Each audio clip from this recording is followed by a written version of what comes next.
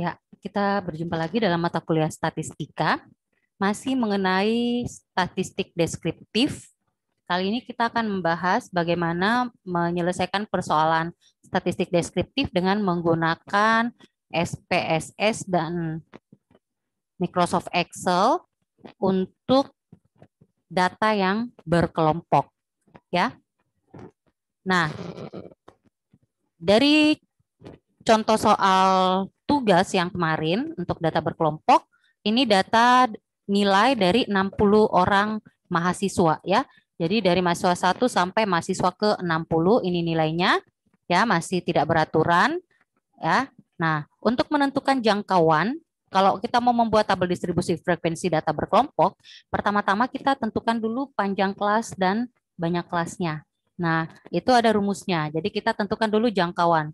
Ingat, jangkauan atau range itu adalah selisih dari nilai maksimum dan nilai minimum. Karena ini tidak beraturan, maka kita carinya dengan menggunakan rumus sama dengan max, ya, Microsoft Excel dulu ya. Kemudian kita cari nilai maksimum dari 60 data ini. Ya. Dikurang, ini jadi nilai max, dikurang nilai minimum, ya. Nilai minimum. Ini. Jadi ini rumusnya. Nilai maksimum dikurang nilai minimum. Nah, maksimumnya 96, minimumnya 60, 28. Jadi nilai tertingginya kalau kita lihat di sini, nilai maksimumnya itu 96 ini, nilai terendahnya adalah 28.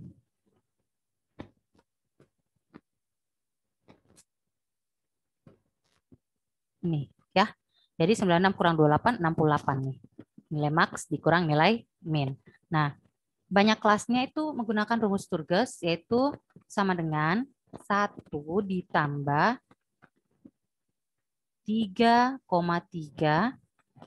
dikali, ya, log, ambil yang berbasis 10 yang ini, ya. Log 10, log berbasis 10 dari 60. Dari mana itu 60? 60 itu banyaknya datumnya dari mahasiswa 1 sampai mahasiswa 60, ya. Kemudian kita enter. Nah, nilainya 6,8678 bla bla bla seterusnya. Maka kita bulatkan saja, ya. Dibulatkan karena 6,8 kita bulatkan, ambil saja 7, ya. Panjang kelas itu adalah jangkauan, rumusnya jangkauan dibagi banyak kelas, ya. 9,9. Nah, ini kita bulatkan, dibulatkan 10, ya. Jadi ada 7 kelas. Kita buat sekarang kelasnya. Ada 7 kelas, ini 1, 2, 3, 4, 5, 6, 7 kelas. Masing-masing panjangnya 10. Jadi kita mulai dari nilai yang terendah 28. Ya, panjangnya 10 berarti 28 sampai 28 tambah 9, ya. 28 tambah 9. Kenapa tambah 9? Karena kan 28 itu sudah terhitung 1. Jadi tinggal tambah 9 angka lagi. 28 tambah 9 berarti ada 37, ya. Jadi kalau kita hitung dari 28 sampai 39, 28, 29, 3, sampai 37, ya. 28, 29, 30, 31, 32, 33, 34, 35, 36, 37. Ada 10.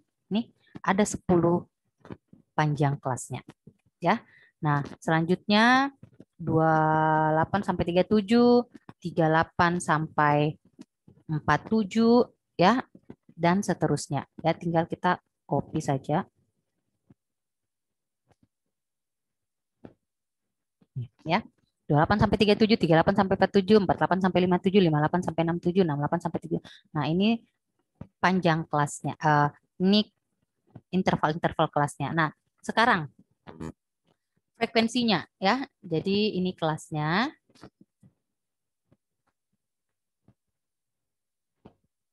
Ini kelasnya. Ini frekuensi. Ya.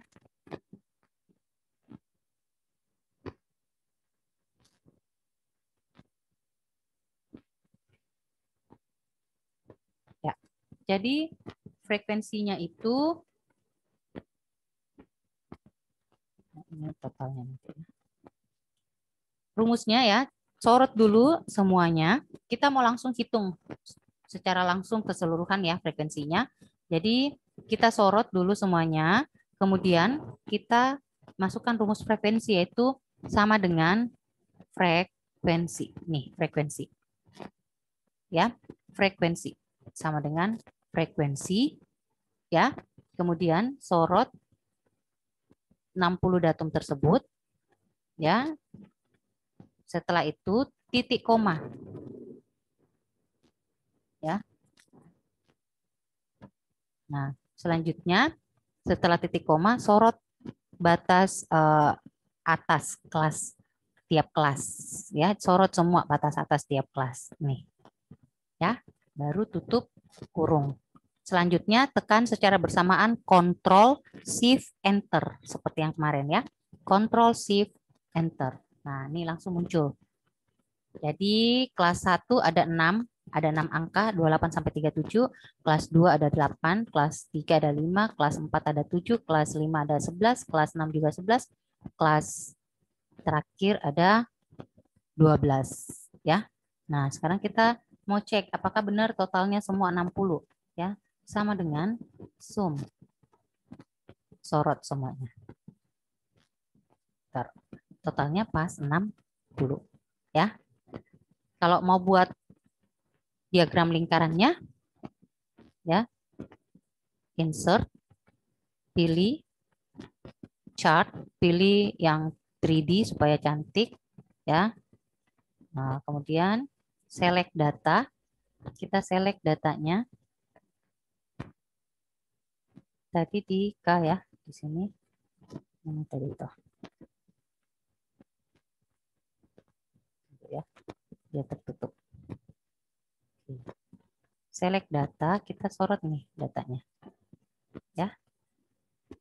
Oke, baru klik oke. Nah, kalau mau lihat ini dia. Kalau mau tampilkan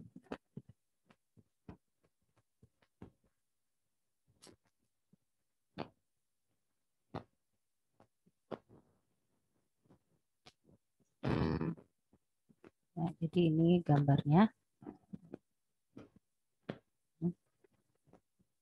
terlalu besar ya.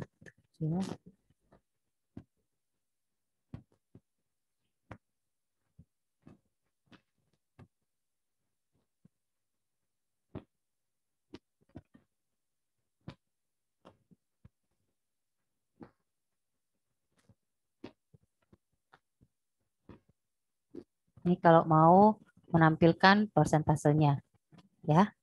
Jadi ini persentasenya dia bulatkan ya. Kalau mau kasih kecil sudah kemarin ya.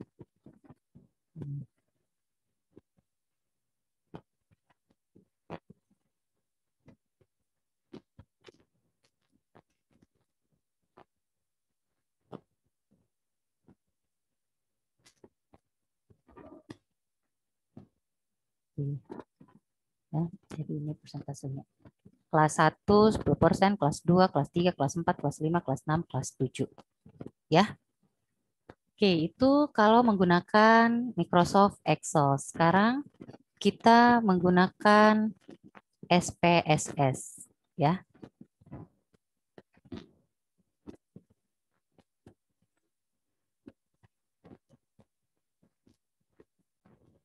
Nah, seperti biasa, yang pertama di variable view kita klik mahasiswanya.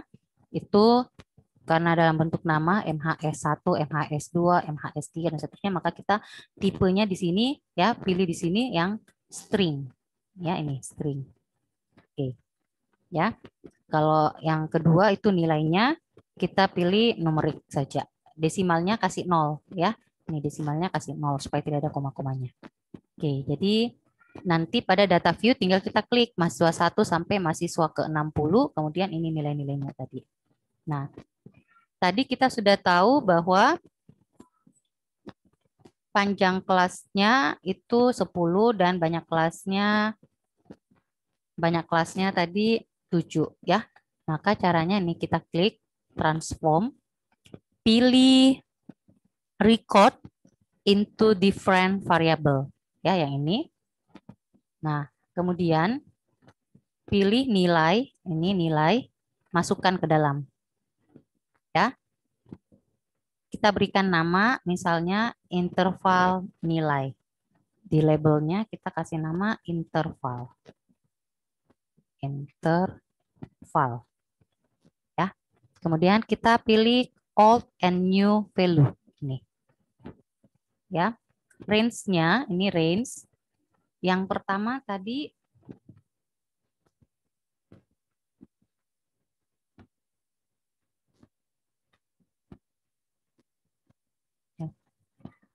range yang pertama tadi jadi masih kosong ya. Range yang pertama dari 28 sampai nih ya through 37. Itu kelas pertama. Jadi di value-nya 1. Baru kita klik add. Range yang kedua 38 sampai 47. Value 2 add. Range yang ketiga 48 sampai 57. Add. 58 sampai 67. Add. Ya, selanjutnya 68 sampai 77. Kelas yang kelima. Selanjutnya 78 sampai 87. Kelas yang keenam. Terakhir 88 sampai 97. Kelas yang ke-7. Ya, jadi ini kelas 1, 2, 3, 4, 5, 6, 7. Sudah paham? Kita lanjut, klik continue. Ya. Nah, kemudian kita klik change. Nih. Setelah di change, baru kita klik OK. Nah, otomatis dia muncul di samping sini. Nah, ini ada koma-komanya. Kenapa ada koma-komanya? Jadi, ini menunjukkan 71 itu adalah pada kelas kelima. 79 ada pada kelas ke-6. 44 ada pada kelas kedua. 34 ada pada kelas pertama. Dan seterusnya. Ya. Nah, kita ganti ini variable view ini supaya tidak ada koma-komanya nih. Nah, kalau Anda lihat, nih sudah Anda ada kan? Jadi ini sudah membagi mahasiswa 1 itu ada di kelas keberapa, kelas 2 sampai kelas ke-7 ya, kelas 1 sampai kelas ke-7. Oke, selanjutnya kita klik yang di value untuk interval nilai tadi, value-nya kita klik di sini titiknya ini. Jadi ini value kita klik ini ya. Value pertama kita kasih labelnya itu dia nilai 28 sampai 37. Kita klik add. Value kedua kita nanti ganti menjadi 38 sampai 47. Kita klik add. Value ketiga itu nilai 48 sampai 57. Add. Value yang keempat 58 sampai 67. Add. Kelas yang kelima 68 sampai 77. Kelas yang ke-6 78 sampai 87. Kelas yang terakhir kelas ke-7 88 sampai 97. Ya, jadi ini.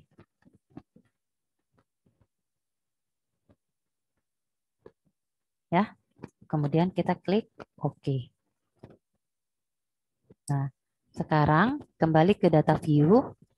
Ya, kita klik analyze, baru pilih descriptive statistik, baru pilih frekuensi. Nah, masukkan interval nilai. Ya, interval nilai tadi. Kemudian kita klik statistik. Ya, kita klik apa saja yang diminta. Ya, enggak usah ini ya. Nah, karena nanti yang ditampilkan lain. Jadi ya, kita klik continue. Nah, ini untuk menampilkan chart-nya kita mau yang bar atau pie atau histogram. Nanti ini jadi beda itu diagram batang itu bar chart dengan histogram ya. Nanti saya perlihatkan perbedaannya di mana. Jadi misal kita ambil yang pie. Yang pie kita lihat persentasenya saja di sini. Setelah itu kita klik continue. Ya. Nah, klik OK. Nah, inilah dia. Jumlahnya 60, frekuensi kelas pertama 6, kelas kedua 8, kelas ketiga 5, kelas keempat 7, kelas kelima 11, kelas ke-6 11, kelas ke-7 12, totalnya 60. Sama kan dengan yang tadi di Excel. Nah, ini diagram lingkarannya. Ya. Jadi ini kelas pertama, kedua, ketiga, keempat, kelima, keenam, ketujuh. Ya, persis sama. Oke, yang tadi saya sampaikan perbedaan antara diagram batang dengan diagram histogram ya, histogram dan diagram batang. Nih ya, graph. Jadi bisa juga kalau mau cari diagram lingkarannya lewat sini bisa. Ya, nanti sama kok hasilnya. Bisa juga ini ya. Jadi ini graph, baru kita pilih kalau diagram batang ini ya, nih. Ya, kita masukkan yang ini kategori axis-nya, kemudian klik OK. Ya. Jadi hasilnya kalau diagram batang itu seperti ini. Ini batang. Dia per batang terpisah-pisah. Kelas 1 ada 6, kelas 2 ada 8, kelas 3 5 dan seterusnya. Nah, bagaimana kalau histogram ya? Nah, histogram kita masukkan.